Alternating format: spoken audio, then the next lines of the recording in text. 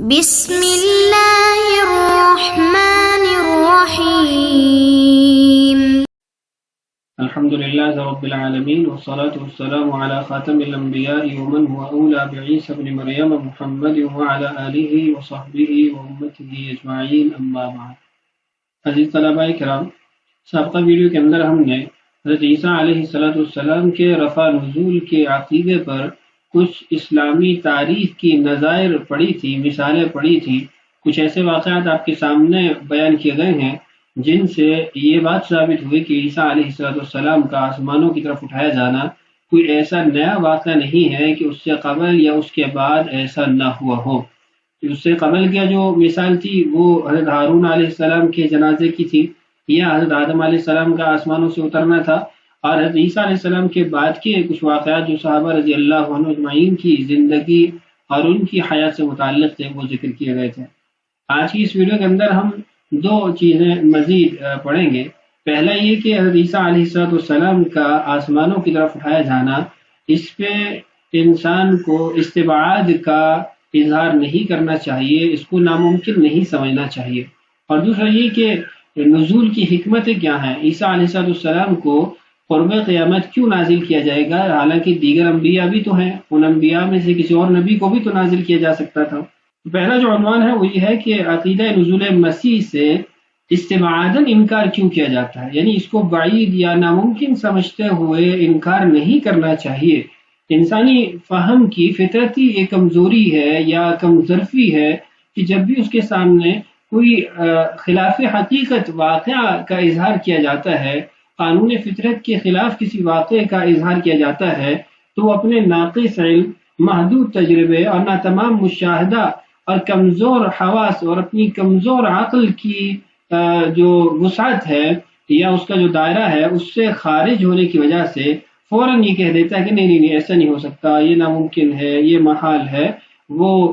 سرے سے انکار ہی کر دیتا ہے۔ حالانکہ آج کا زمانہ جو حیرت انگیز ایجادات کا زمانہ ہے، بڑی تیزی سے دنیا بدل رہی ہے، اس عقیدے کا انکار کرنا ایک موجزہ خیز امر ہوگا۔ اس عقیدے کا انکار کرنا وہ ایک جہل چھپانے کے ہی مترادف ہوگا اور حقیقت سے آنکھیں بند کر لینے کے ہی مترادف ہوگا۔ آپ دیکھیے کہ آج کا زمانہ وہ برقی لہروں کا زمانہ ہے، زہریلی گیسیں ہیں، تباکن اسلحہ ہے، ایٹم بم ہے، ہائیڈروجن بم ہے، فضائی راکٹ ہیں، مصنوعی چاند ہے، خلائی سیارے ہیں، اور ایسے ہی چاند پہ راکٹ اتارا جاتا ہے۔ دیگر ایسی بہت ساری انسانی ایجادات ہیں کہ انسان کے تصور سے بھی خارج ہے کہ ایسا بھی ہو سکتا ہے۔ اگر پچھلے زمانے کے لوگوں کو بتایا جائے کہ یہ ایجادات ہو چکی ہیں، ایک ایٹم بم کے ذریعے ہزاروں لاکھوں لوگوں کو آپ مار سکتے ہیں، تو وہ کیسا اس کو ناممکن سمجھیں گے۔ مزید دیکھیے کہ انسان ہے کہ اس نے فضاؤں میں پرواز شروع کر دی ہے، طیارے بنا دیے ہیں، دریاؤں میں غوطہ زن آبدوزیں بنا دی ہیں، بحر منجمد میں شگاف ڈالنے والے ایٹمی بحری جہاز بنا دیے ہیں، اور ایسے ہی بہت زیادہ تیز رفتار جیٹ طیارے انہوں نے بنا دیے ہیں۔ اور کیا کچھ ایجادات نہیں ہیں آج کے زمانے کے اندر۔ انسانی مسکن کو دیکھیں، انسانی لباس کو دیکھیں، کھانوں کو دیکھیں، اس کی سواریوں کو دیکھیں، اس کے رہائش کے طور طریقوں کو دیکھیں، اس کے آئے دن کے جو ایجادات ہیں اس کو دیکھیں۔ آپ ایک موبائل کو لے لیں کہ آج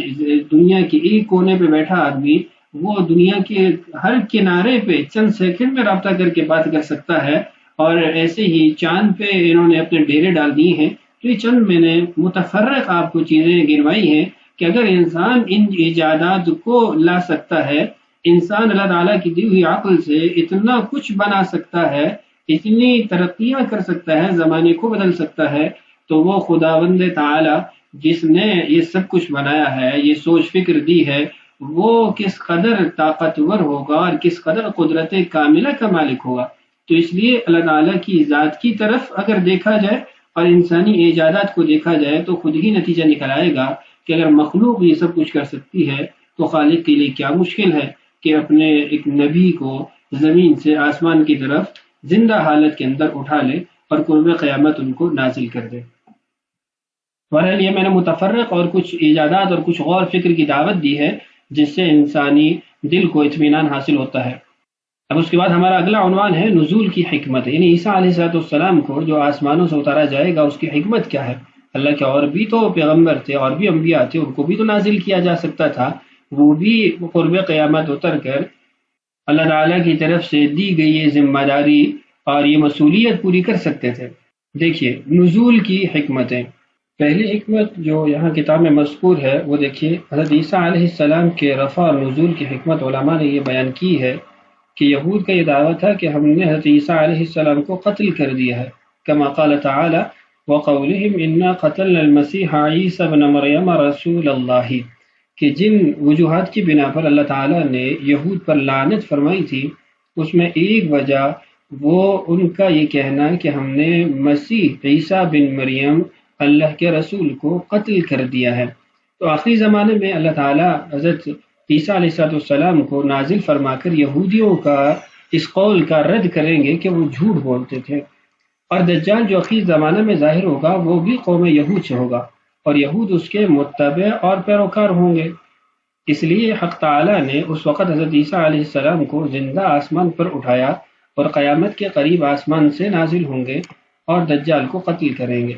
تاکہ خوب واضح ہو جائے کہ جس ذات کی نسبت یہود یہ کہتے تھے کہ ہم نے اس کو قتل کر دیا وہ سب غلط ہے۔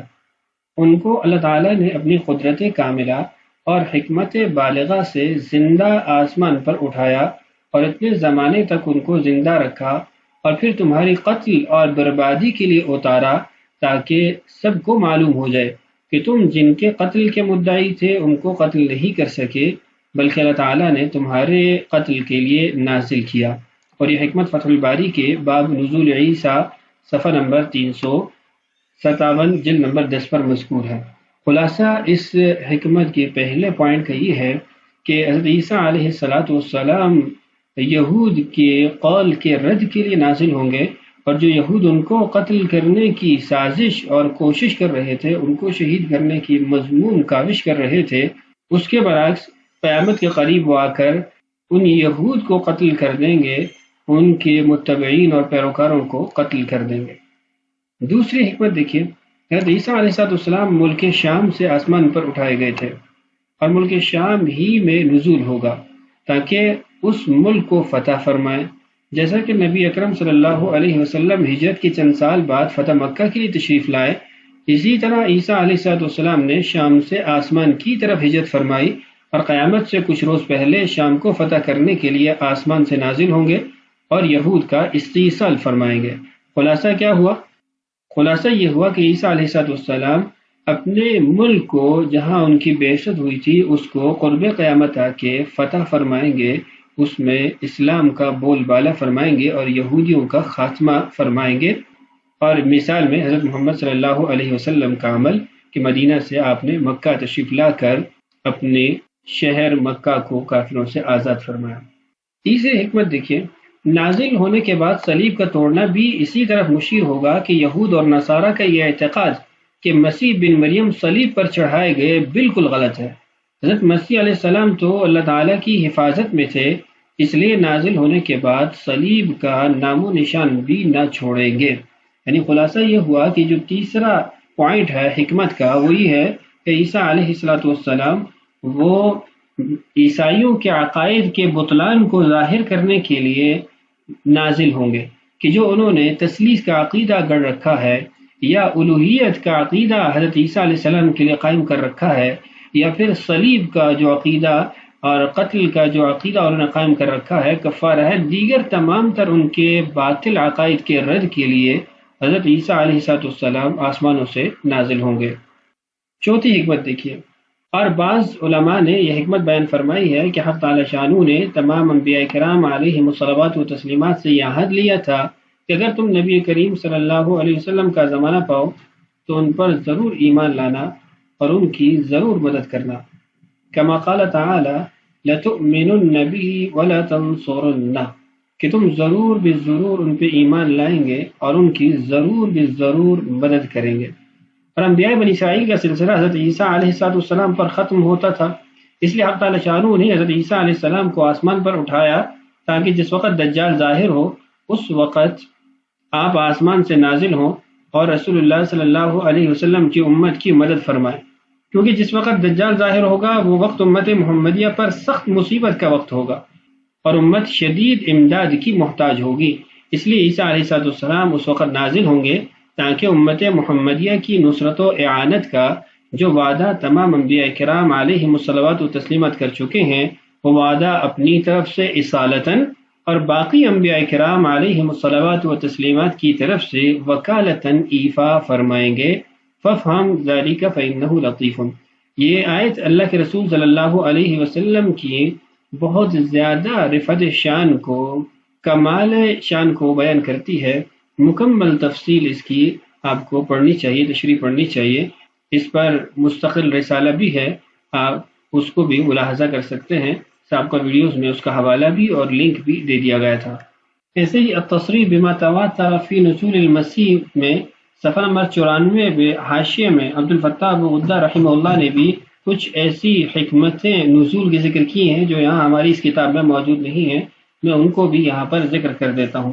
وہ فرماتے ہیں ایک حکمت ان کے نزول کی یہ ہے کہ وہ چونکہ مٹی سے پیدا ہوئے ہیں، ان کا مٹی کے اندر مدفون ہونا لازم تھا۔ نزولہ علیہ السلام لدنو اجلہ لیدفن فی الارض، کیونکہ ان کی وفات کا وقت قریب ہوگا تو ان کو زمین پر نازل کیا جائے گا تاکہ زمین کے اندر وہ مدفون ہو۔ اذ لیس لمخلوق من التراب ان یموت فی غیر التراب، اس لیے کوئی وہ مخلوق جو مٹی سے بنی ہے وہ مٹی کے علاوہ کہیں اور وفات نہیں پا سکتی، اس کو وہیں پر مدفون ہونا ہوگا۔ ایسے ہی ایک ان کے نازل ہونے کی جو حکمت ہے وہ یہ ہے کہ حضرت عیسیٰ علیہ السلام نے اللہ تعالیٰ سے دعا کی تھی، اور ایسے موقع پہ دعا کی تھی جب محمد صلی اللہ علیہ وسلم اور اس کی امت کے اوصاف کو انہوں نے سنا تھا، تو انہوں نے دعا کی تھی کہ اللہ تعالیٰ مجھے ان میں سے بنا دے۔ تو اللہ تعالیٰ نے ان کی دعا کو قبول فرمایا اور ان کو آخری زمانے کے اندر نازل فرمانے کا فیصلہ فرمایا تاکہ ان کی دعا بھی قبول ہو اور اسلام کی تجدید بھی ہو، اور جو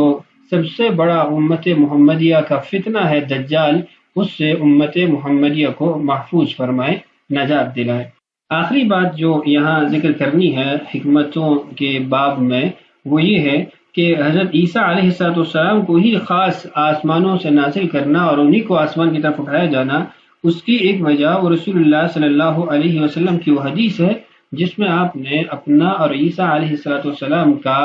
قریب ترین تعلق ذکر کیا ہے۔ آپ نے ارشاد فرمایا انا اول الناس بعیسی ابن مریم لیس بینی وبینہ نبی، کہ میں سب سے زیادہ قریب ہوں عیسیٰ بن مریم کے، میرے اور ان کے درمیان کوئی اور نبی نہیں ہے۔ تو یہ متعدد حکمتیں جو کہ کچھ اس کتاب میں موجود تھی اور کچھ جو ہے وہ اس کتاب میں موجود نہیں ہے، وہ میں نے التصریح کے حاشیے سے آپ کے سامنے ذکر کر دی ہیں کہ عیسیٰ علیہ السلام کو آسمانوں سے نازل کرنے کا مقصد یا حکمت کیا ہے۔ تو آج کا ہمارا سبق وہ یہیں تک تھا، ہم نے سوال نمبر 9 کو بھی مکمل کر لیا۔ اگلی ویڈیو میں انشاءاللہ ہم سوال نمبر 10 جو کہ ہمارے اس عنوان کا آخری سوال ہے اس کو شروع کریں گے۔ اللہ تعالی ہمیں اور ساری انسانیت کو فتنہ قادیانیت اور دیگر فتنوں سے محفوظ فرمائے۔ اللہ تعالی ہم سب کا حامی و ناصر ہو۔ السلام علیکم ورحمۃ اللہ وبرکاتہ۔